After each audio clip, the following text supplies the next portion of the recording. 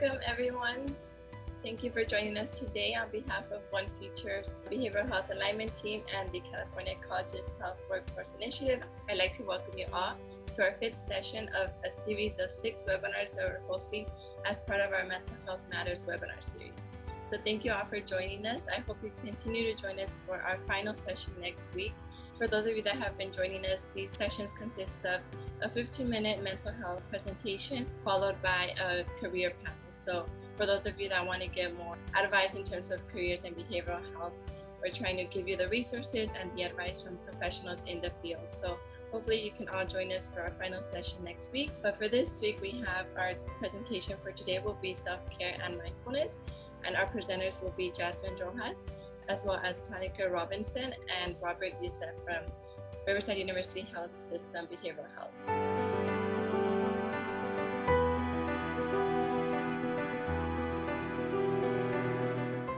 First and foremost, happy Tuesday, happy June 1st, happy Pride Month. We're just in a moment of appreciation for all the good things coming our way, like summer's coming up, time to get some rest. And I'm excited to present on self-care and mindfulness just because for folks who are students with school out of the picture for a bit, hopefully we have some time to, recover and just gain some more skills on how to be mindful of our body and also practice some self-care strategies. So who am I? For those who are first to our session and to those who are coming back, my name is Jazmin Rojas, pronouns she, they. I am a 4th year at UCI studying psychological and biological sciences. So before we officially get started, a quick disclaimer that the information here we offer is not therapy, but if you do need further assistance or need help, please contact us for further assistance. By the end of today's session, Eloisa will go ahead and provide our contact info, and we'll be more than happy to get you with some resources that might be beneficial to you. So some community agreements for those, once again, who are back. Vegas rule, what is said here stays here, what is learned here leaves here. We want to be open-minded and respectful, as well as actively listening. And lastly, throwing sunshine, not shade. So making sure this is a safe environment for us to be vulnerable, share our comments, thoughts, and feelings, and anything that's said is always appreciated and always welcome. So our objectives for today is defining self-care. What is self-care? Why is it beneficial? And also the different kinds of self-care, as well as mindfulness. So what is it? Why is it important? And how can we actually practice it? So self-care is the practice of taking an active role in protecting one's own well-being and happiness. I really like the protecting one's own because it kind of signifies that we're in control of our own happiness and our own well-being, especially in moments of stress. So for me, for example, I'm entering week 10. I am prepping for finals weekend. And because of that, I'm making sure I'm taking care of myself, being kind to myself in whatever way that might mean to me, just because self-care can it can be seen in a variety of ways depending on the type of individual you might be. Why is self-care actually beneficial? It really helps you maintain a healthy relationship with yourself, being able to recognize your own needs at the moment and your needs in the future. It also produces positive feelings. It helps you with self-esteem and confidence. And most importantly, it really fortifies your self-awareness. And lastly, it really develops your communication skills, because if you're able to kind of recognize what you might be feeling at the moment, the chances of someone else experiencing that same emotion can be very, very likely. And so by having these skills, you'll be able to not only help yourself, but one day in the future also help others. So different kinds of self-care. The first one, physical self-care, can be the most basic or the most extravagant kind of self-care.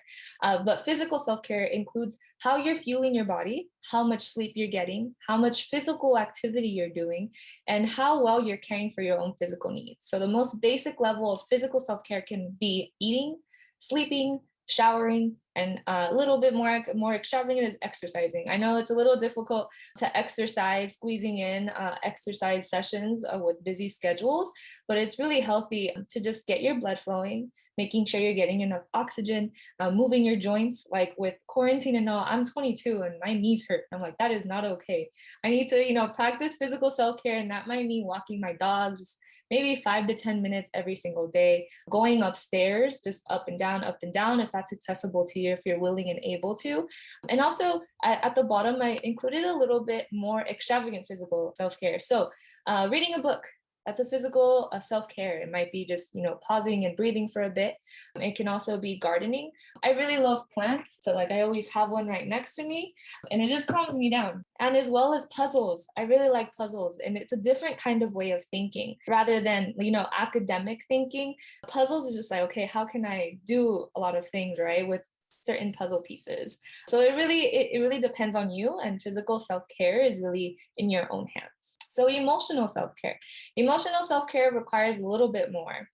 Emotional self-care is caring for your emotional needs by identifying and nurturing feelings, your conscious inner state, and your intellect.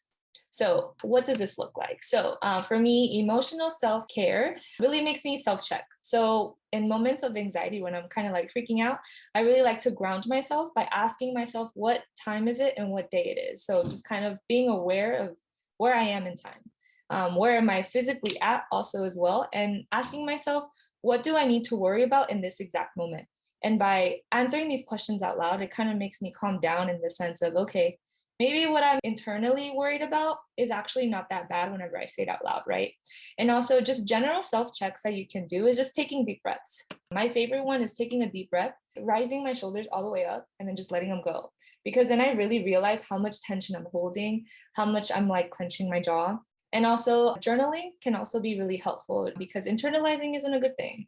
And so if you're not comfortable speaking your emotions with other folks, journaling isn't that bad. It can be very unintentional where you just write until you think it's enough, or you can actually just set a timer for yourself. Just free write whatever you're experiencing at the moment. And so practicing mindfulness, I'll be covering that further into the slides, but it can really be helpful to grounding yourself, calming yourself, and also just emotionally checking where you're at. So social self-care activities. Social self-care activities is actually one of my favorites.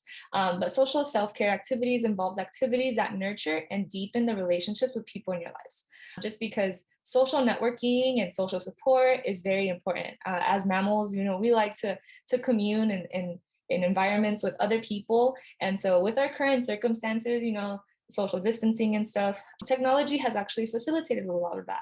And you can do a lot of FaceTiming activities, Netflix parties, Hulu parties, and also paint nights. My favorite one is sharing my screen and following like a Bob Ross tutorial. And all of my friends just eventually show our own thing, right? And so you get a lot of benefits from that. You can also just participate in like picnics and doing a lot more physical stuff in the present. But for our current circumstances, technology has really facilitated the ability for us to continue our social self-care activities. So here's the importance between self-care and self-indulgence. A lot of people like to use the excuse of, oh, this is self-care for everything, right? But it's really important to differentiate the two. So self-care is the intentional action to nourish your physical, mental, and emotional well-being. The key word here is nourishing yourself, right? It contributes to personal growth, the development of a stronger identity, a heightened sense of self-awareness, and a richer connection to the core of who you are. Self-indulgence, on the other hand, is spontaneous. It is a spontaneous action motivated by emotional decision-making and does not have a long-term positive impact. It really satisfies your needs in the present moment, but doesn't really have lasting benefits. So here are a couple of examples. Would this be self-care or self-indulgence? Binge drinking after a stressful day when you have work the next morning. The definition of self-indulgence would be motivated by emotional making and doesn't have a long-term impact. So in this case, our first example would most likely be clarified as self-indulgence. Second example, avoiding your homework for the night because you feel mentally overwhelmed. I like to categorize that as self-care just because, at the moment, sometimes we're just so brain fried, you can't really focus on what you're doing, you get more frustrated, and it just spirals down and it's not really beneficial to yourself. So by avoiding that homework for the night, you really just get to relax, decompress, and can actually be taking care of yourself by stopping what you're doing at the moment. Working out every day without any breaks as a way to clear your mind, even though that might be self-care in the moment, over a long period of time, it could be self-indulgence because no breaks can really just tire you out in the long run and really, really degrade your body in the long run as well. Eating half a gallon after a breakup, that is self-care. Self-care all the way. It'll make you feel good. It'll just, kind of take away what's going on at the moment. Going on a shopping spree after a rough week. And in this case, it depends. It can be self-care if you have big bucks, but it can also be self-indulgence if budgeting is a little short. Just because what if you go on a shopping spree? At the moment, it might feel really good, but what happens at the end of the day when you have no more money and now you're stressing out, right? So really try to think of, will this help me in the long run? Is it nourishing me as an individual, or is it only making me feel good at the moment? So mindfulness, it consists of two ingredients, acceptance and also awareness. It's being aware of your surroundings. It's being aware and accepting that there are certain things in our lives that we can and can't control. And that usually happens between two things. You can either judge and avoid, or you can observe and accept. And then from there, you can actually make a scheme on how you can accept how certain things aren't controllable and how you can adapt. And you can also adopt. And you can just navigate your way through life by accepting and observing rather than judging and avoiding. And so the benefits of this is being present and paying attention, being self-aware, compassionate, empathetic, and also regulating your own emotions. And so how can we do this? It really follows a guide of meditation. And then so it can really involve by being comfortable. It can be anywhere from 3 to 5 minutes, or it can take as long as you want. That's a nice thing. You have complete control over your own mindfulness. And so the goal here is to kind of notice your body and your senses. You really want to focus on your breathing. By breathing, you'll be able to calm down.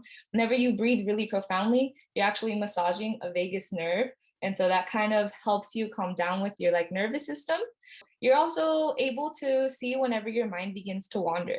What are you starting to wander on? What are your worries, right? And so that can really calm you down and kind of provide some kind of guidance as to what can you do to solve the situation you're in.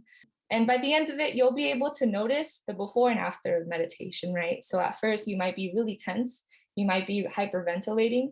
And after a moment of calm, you'll just notice, okay, I know where my mind is wandering. I know what I should do now. And even if you don't get that clarity, that's totally okay. The most important part is that you're aware of what's going on. It's totally okay to not be okay.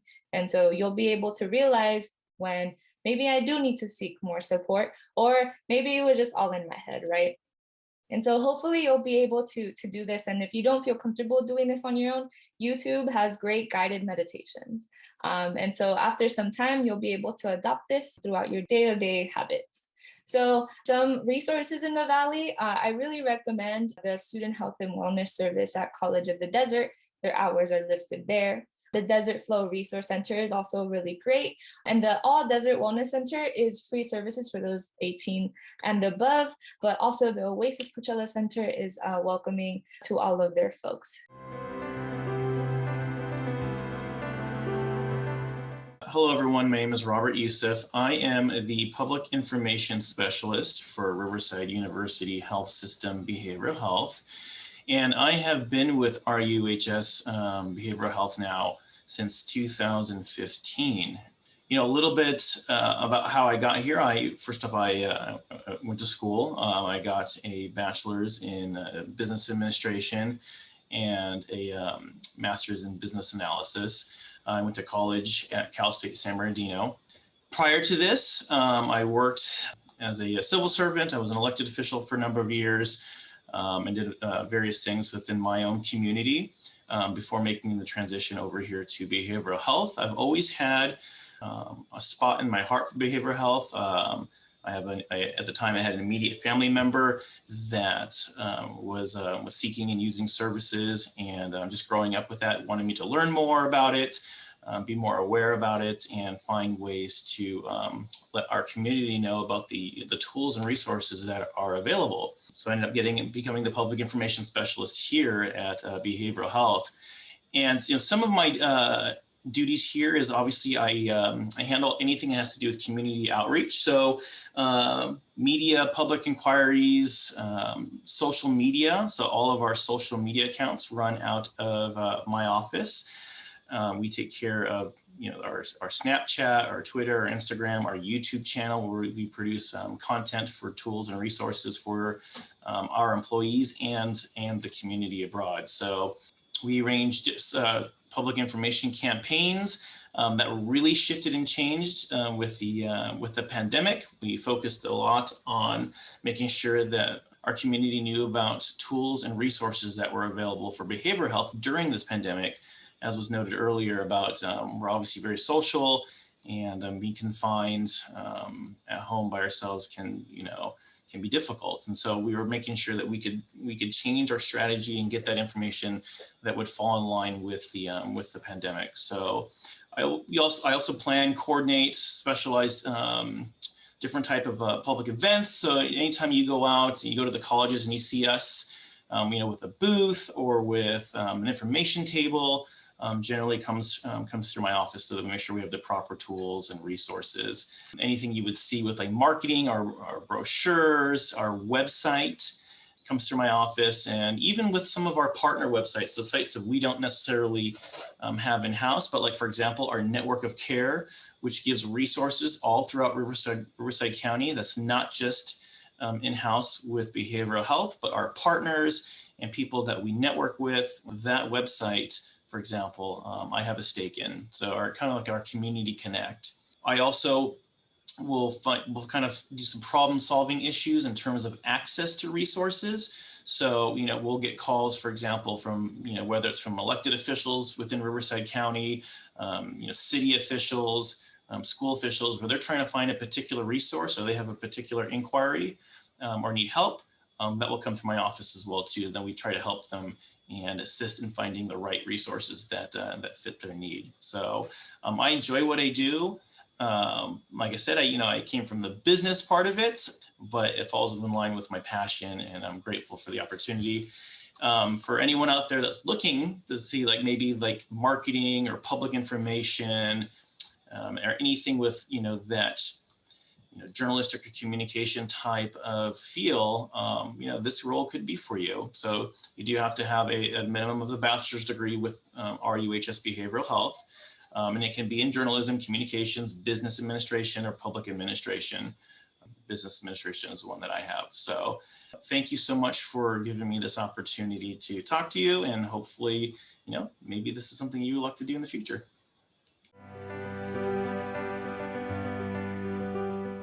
Hello, everyone. My name is Tonica Robinson, and I work at Riverside University Health System Behavioral Health, just like Robert.